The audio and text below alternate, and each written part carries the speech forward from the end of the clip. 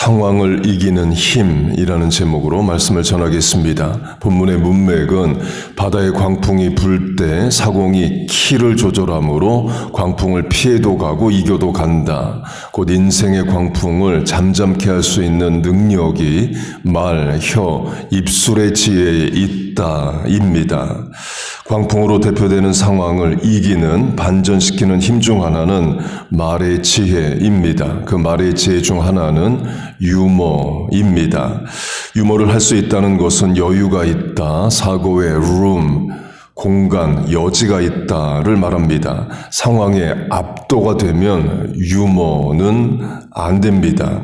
심리학에서는 tunnel vision, 시야가 좁아진다라고 말해요. 우리 다 긴장하고 어렵고 또 속상한 일이 있으면 그런 상황이 되죠. 그런 상황에서는 유머가 나올 수 없습니다.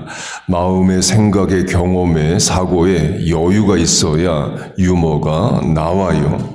미국에서 존경받는 대통령으로 레이건 대통령이 있습니다. 이 레이건 대통령은 가난한 집에서 태어났습니다.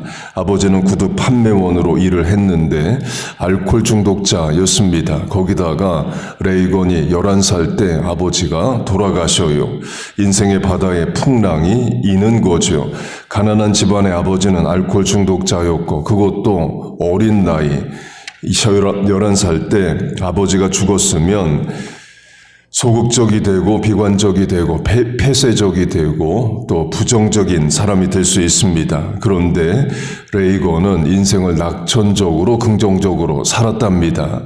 이걸 세상 학자들은 타고난 성품이 낙천적이어서로 말을 합니다. 그러니까 저는 신앙의 힘이라고 해석을 해요. 이유는 아무리 타고난 성품이 낙천적이어도 삶의 환경이 어려우면 사람은 다 부정적, 비관적, 우울하게 됩니다. 11살 어린 나이까지 11년 인생 전체 경험한 아버지는 알코올 중독자고 그것도 11살의 아버지 돌아가시는 그런 어려운 일을 겪으면 타고난 성품도 상황에 눌리죠.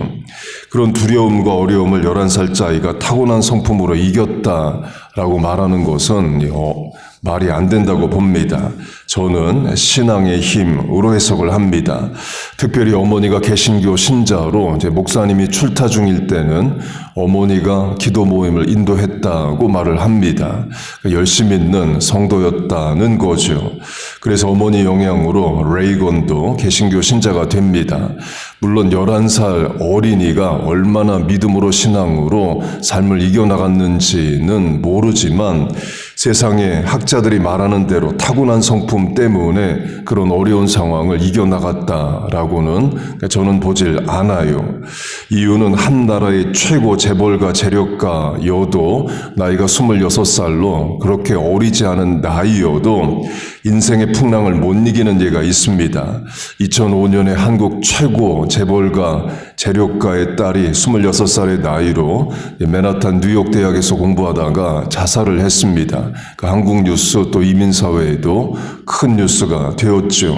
돈, 명예, 권력, 배경 다 있는 사람도 주어진 상황을 이기지 못하는 예는 부지기수입니다. 그러나 그런 거 다 없어도 신앙으로 믿음으로 이겨나가는 예는 또 많아요. 17살 요셉이 그랬고 소년 10대 초반 다니엘이 그랬습니다. 요셉은 아버지에게 죽은 아들이 돼서 이집트에 끌려가고 다니엘의 아버지는 나라 망하는 전쟁에서 죽었을 겁니다. 소년의 나이에 전쟁 포로로 바벨론에 끌려가요. 요셉도 다니엘도 그런 절망적인 상황을 하나님 믿고 신앙의 힘으로 견디고 이겨 나갑니다. 그렇게 레이건이 대통령이 됩니다. 대통령 된 지 2달 만에 총에 맞아요. 팔이나 다리에 맞은 게 아니라 심장 옆에 맞습니다. 큰 수술을 하게 됩니다. 그때 부인이 병원에 옵니다. 부인이 그때 레이건이 부인에게 유명한 말을 합니다. I forgot to duck down. 총알이 날라오면 몸을 숙여 피했어야 됐는데 그걸 잊어버렸어. 영어 뉘앙스로는 이제 유머랍니다. 부인을 안심시키는 거죠. 나 이런 상황에서도 유머를 할 수 있을 정도로 정신 또 마음 감정, 멀쩡하다를 부인에게 말하는 거예요. 여유, 사고에 room, 여지가 있으니까 그런 상황에서도 이제 유머를 하는 거죠. 그리고 더 유명한 말은 이겁니다. 자신의 수술을 맡은 의사들을 향해서 이렇게 물었대요. Tell me you are Republicans. 내게 공화당 원 의사라고 말해주시오. 본인이 공화당 출신 대통령이 됐는데 수술하는 의사도 공화당이었으면 좋겠다는 말이죠. 이것도 유머랍니다. 극도로 긴장한 의사들을 환자가 도리어 위로하고 안심시키는 말이래요. 생각에 감정에 여유가 있으니까 본인이 죽을 상황인데 의사에게 그런 유머를 하는 거죠. 그래서 미국의 지도자의 가치 중 하나로 보는 것이 유머 감각입니다. 상황이 어려우면 다 긴장하고 터널 비전, 사고의 폭이 좁아지고 다 그러는데 그걸 이기고 말의 지혜로 사람들을 위로하고 도리어 웃게 할 수 있는 것을 능력으로 여깁니다. 위기관리 능력이라고 할 수 있죠. 그걸 유대인으로 적용하면 유대인 역사는 고난의 역사입니다. 다윗, 솔로몬, 여로보암 2세를 제외한 나머지 모든 기간은 다 이방 민족에게 협박, 침략, 식민 지배를 당했습니다. 이집트 400년 노예 생활을 했고 사사기 400년도 이방 민족에게 20년, 18년 이런 식으로 이어지진 않지만 끊어지긴 하지만 20년, 18년씩 식민 지배를 살아갑니다. 왕정 시대에는 북왕국은 아시리아에 의해 멸망해서 아예 없어지고 남왕국 유다는 바벨론에 의해 멸망해서 민족 전체가 바벨론의 포로로 끌려갑니다. 그 뒤로 페르시아, 그리스, 로마, 비잔틴, 오스만 투르크, 영국의 식민 지배를 살아요. 주전 586년에 나라가 망해서 주후 1948년 근대국가 이스라엘 독립할 때까지 나라 없는 백성으로 2000년 이상을 살아갑니다. 그리고도 2차 세계대전 때는 히틀러에 의해서 또 많은 유대인들이 죽었죠. 그런 고난의 역사는 두 가지를 만들어냈답니다. 유대인의 노래가 단조, 마이너 코드 노래가 많대요. 이 단조는 어둡고 슬프답니다. 예를 들면 오늘 우리가 부른 88장은 장조, 메이저 코드입니다. 내 진정 사모하는 친구가 되시는 구주 예수님은 아름다워라. 멜로디도 밝고 가사도 밝죠. 메이저 코드가 그렇답니다. 반대로 예수님의 고난을 다루는 고난 찬송으로 하면 145장 오 거룩하신 주님 그 선하신 머리 마이너 단조 코드 이래요. 가사도 또 예수님의 죽음을 묵상하는 거고 멜로디도 이제 슬픕니다. 그 고난 찬송가 152, 153, 155, 156, 157 등 고난 찬송은 이제 마이너 코드가 많습니다. 유대인들의 노래에도 마이너 코드가 많대요. 고난 중에 만들어진 노래가 많아서 그렇답니다. 그런데 그 노래를 빨리 부른답니다. 탬버린 치고 춤추면서 부른대요. 슬픔을 고난을 이기려는 거죠. 가사나 멜로디 들어보면 슬픈데 그걸 박수치고 춤추며 부른다라는 것은 당장의 어려움을 이겨나가겠다는 의지인 거죠. 그런 차원으로 보면 91장 찬송가가 그와 비슷합니다. 슬픈 마음 있는 사람으로 그 찬송가 시작합니다. 슬픈 마음, 인생의 어려움 가운데 하나님 앞에 나와 기도하고 찬송한다는 거죠. 그런데 그 찬송가는 느리게 울면서 불러야 될 것 같은데 조금 빠르게로 되어 있습니다. 작곡가가 이 찬송가 빨리 불러야 된다는 거죠. 그래서 그 찬송 느리게 안 부릅니다. 슬픈 마음 있는 사람이 찬송가는 또 빨리 불러요. 이유는 예수의 이름은 세상의 소망이요 예수의 이름은 전국의 기쁨일세 있기 때문에 그래요. 슬픈 마음으로 시작해도 천국의 기쁨으로 가사는 끝납니다. 강조점은 유대인들의 유머의 특징이 고난 중에 만들어졌다는 거예요. 삶의 어려움을 이기기 위해서 말의 지혜로 유머로 이기고자 했다는 거예요. 노래를 만들어도 분명 슬픈 노래고 마이너 코드인데 그걸 빨리 부르면서 도리어 춤을 추며 부른다는 겁니다. 그런 예를 영화로 만든 것 중 하나가 Life is Beautiful, 인생은 아름다워 라는 유명한 상 받은 영화입니다. 히틀러 아래 사는 유대인 아버지, 유대인이 아닌 어머니, 그리고 아들, 어린 아들이 있습니다. 아버지가 유대인이라서 아들도 유대인입니다. 그래서 아버지와 아들만 컨센트레이션 캠프에 붙잡혀 갑니다. 엄마는 유대인이 아니라 안 붙잡혀 가요. 아버지는 알죠. 본인도 죽고 아들도 죽을 수 있다를 압니다. 그때 아버지가 아들에게 우리 죽는다 이렇게 말하지 않고 우리는 엄청나게 중요한 게임을 하고 있는 거야. 그래서 이 게임은 어려워. 그러나 이 게임을 잘 극복하면 큰 상을 받는 거야 라고 그 컨센트레이션 캠프를 게임 장소라고 말을 해줍니다. 아버지가 아들을 위로해 주는 거죠.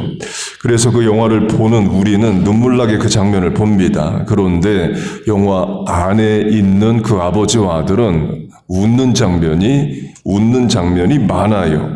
아버지가 아들을 살리려고 하는 거죠. 본인은 죽음의 공포 속에 있지만 아들을 유머로 웃게 합니다. 제가 오래전에 그 영화를 보고 이제 반성 많이 했습니다. 물론 반성했다고 해서 제가 그 아버지와 같은 말의 지혜나 고난 중의 상황을 이기는 유머가 있는 것은 아니에요. 그러니까 작은 어려움에도 터널 비전이 됩니다. 전술한 레이건 대통령과 같은 말은 못합니다. 도리어 작은 어려움에도 집안 분위기를 긴장하게 만들죠. 아버지가 남편이 또 엄마가 부모가 불안해하고 긴장하면 온 가족이 특별히 자녀들은 더 불안해합니다. 그때 아내든 아들이든 어린 딸이든 지혜의 말을 해서 상황을 반전시키고 부모를 안심시킨다면 그 순간 지도력은 그 어린 자녀에게 있는 겁니다. 이 교인 한 분이 이런 이야기를 해줬습니다. 부모가 집안일을 놓고 걱정을 한 거예요. 그때 유년부 아이가 부모에게 이렇게 말을 했답니다. 기도해야지 아버지. 그 말 듣고 아버지가 깜짝 놀랐대요. 부모가 걱정 근심의 말로 자녀들까지 두렵고 불안하게 만들 수 있는 상황에서 도리어 자녀가 부모에게 신앙적인 권면을 했답니다. 그러면 그 자녀가 말의 지혜로 믿음의 말로 부모도 안심시키고 상황을 극복할 지혜도 주는 거예요. 그런 차원에서 지혜의 말, 상황을 이기는 말이 많은 성경이 잠언입니다. 성경의 잠언에 많은 비유가 있고 그 비유 중에는 읽는 사람, 듣는 사람을 웃게 만드는 유머가 있다고 말합니다. 예를 들면 다투는 여인과 함께 큰 집에 사는 것보다 움막에 혼자 사는 것이 나으니라. 다투며 성내는 여인과 함께 사는 것보다 광야에서 사는 것이 나으니라. 이런 말씀은 성경시대 유대인들이 읽으면 웃음이 나오는 말씀이래요. 예수님으로 적용하면 마가복음 12장 많은 사람들이 즐겁게 듣더라. They listened to Jesus with delight. 예수님이 말씀하시면 사람들이 with delight, 즐겁게 듣더라. 는 거예요. 영상으로 만든다면 예수님 말씀하시고 사람들은 웃는 소리가 들립니다. 그러면 그 마가복음 12장은 평안하고 또 분위기 좋은 상황이냐? 전혀 그렇지 않습니다. 긴장되는 상황이에요. 바리새인과 헤롯 땅 사람들이 예수님을 책잡으로 고소할 근거를 얻기 위해서 작정하고 사람들을 보냅니다. 곧 순간적으로 나오는 질문들이 아니라 작정하고 생각 다 하고 문장 만들어서 예수님 앞에 오는 상황이에요. 곧 예수님에게 어렵고도 위험한 질문을 합니다.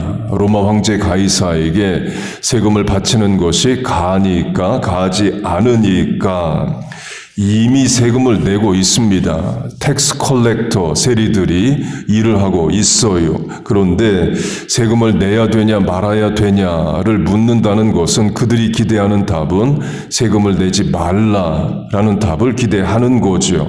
일제시대로 하면 조선총독부에 세금을 내야 되느냐 말아야 되느냐라는 질문을 했을 때 지도자로 평을 듣는 사람은 내지 말라 이런 말을 해주기를 바라죠. 세금 내라고 하면 친일파란 소리를 듣겠죠. 곧 예수님이 세금을 내라고 하면 로마 식민에 동조한다 해서 비난을 할 수 있고 세금을 내지 말라고 하면 그걸 로마 통치를 부정한다 해서 로마 당국에 고발할 수 있습니다. 뭐라고 답을 해도 예수님은 위험한 상황이에요. 그리고 그 다음에는 사두개인이 와서 질문합니다. 사두개인은 부활은 없다 믿는 자들이에요. 사도행전 23장 사두개인은 부활도 없고 부활을 안 믿습니다. 그런데 예수님 함정에 빠뜨리고자 자기들이 믿지도 않는 부활에 대한 질문을 합니다. 한 여자가 7 형제와 결혼을 다 하고 그들이 다 죽었는데 부활의 날에는 누구와 사느냐, 누구의 부인이냐 이런 질문을 해요. 그 다음에는 서기관들이 와서 또 어려운 질문을 합니다. 곧 연속 3번의 서로 다른 세 부류가 예수님을 어렵게 하고자 어려운 질문에 하는 이야기들이 마가복음 12장이에요. 그래서 예수님이 답을 하시는데 결론은 뭐냐? 모인 사람들이 즐겁게 듣더라는 거예요. 그때 그 예수님의 말을 with delight, 즐겁게 들었다는 것은 웃음소리가 있었다는 거죠. 상황은 종교 지도자들이 예수님을 힘들게 만들고자 하는 긴장감 넘치는 그들의 살기 등등한 상황인데 예수님 답을 하시는 말씀 들어보면 도리어 마음이 놓이고 예수님이 이기는 그들을 물리치는 그런 내용이기 때문에 그래요. 본문으로 하면 그 자리에 광풍이 불 수 있는 상황인데 예수님의 지혜의 말이 종교 지도자들을 물리치십니다. 그런 말의 지혜와 능력이 우리 부모된 자에게 있기를 바랍니다. 신앙에서 말씀에서 믿음에서 나오는 지혜가 있기를 바래요. 그래서 광풍을 이기는 풍랑을 잠잠케 하는 말의 지혜가 있는 우리 모두 되시기를 주의 이름으로 축복하고 축원합니다. 아멘. 기도하겠습니다. 하나님 아버지, 우리에게 믿음을 주심을 감사합니다. 또 말씀을 늘 주심을 감사합니다. 말씀의 지혜, 믿음의 지혜가 있게 하여 주옵소서. 상황보다 어려움보다 크신 하나님 늘 믿고 의지하고 살게 하시고 어른으로 부모된 자로 자녀들을 위로하고 소생케 하는 말을 할 수 있게 하여 주옵소서. 말의 지혜로 광풍을 이기게 하시고 세상을 이기게 하여 주옵소서. 하나님 또한 기도합니다. 오늘 이 아침의 기도에 우리의 삶의 문제, 어려움과 소망과 계획을 아뢰입니다. 들으시고 응답하여 주옵소서. 예수님의 이름으로 기도하옵나이다. 아멘.